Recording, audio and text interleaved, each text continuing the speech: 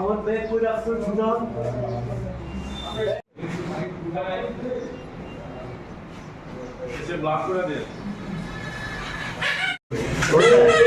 আজ 31শে মার্চ।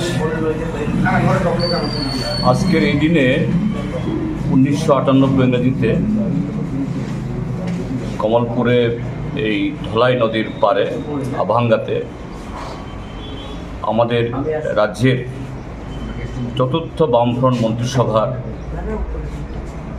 যে সদস্য এবং পার্টির নেতা কমরেড বিমল সিংহ এবং তার ভাই বিক্রম বিদ্যুৎ সিংহ তারা সন্ত্রাসবাদী লেফটির হাতে খুন হয়।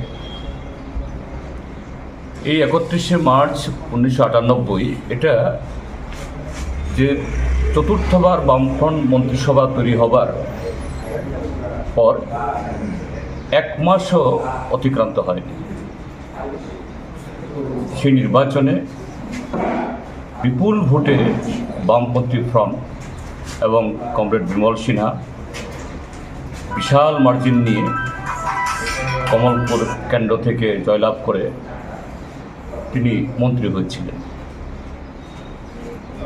এনএলএফটি তারা কারা?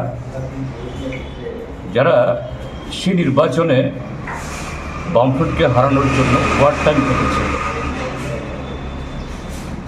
এই শক্তি এখন বর্তমান যারা শাসক দল নানা নাম নিয়ে কেউ কেউ সরাসরি এই দলের ভেতরে, আবার কেউ কেউ পরোক্ষে মিত্রশক্তি হিসাবে ত্রিপুরার যে বর্তমান শাসক দল তাদেরকে শক্তি যোগাচ্ছে।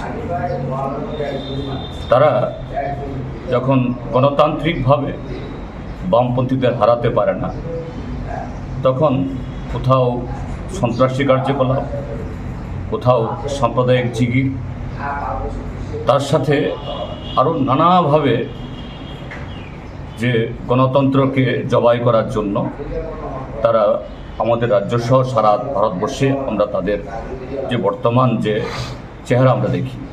তো আজকের দিনে আমরা স্মরণ করছি সেই 98 সাল থেকেই এই দিবসটিকে শুধু সন্ত্রাসবাদ বিরোধী দিবস হিসেবে না, যে গণতন্ত্র প্রসারের যে লড়াই, এই রাজ্যের ট্রাইবেল নন ট্রাইবেল সমস্ত অংশের মানুষের ঐক্য সংহতি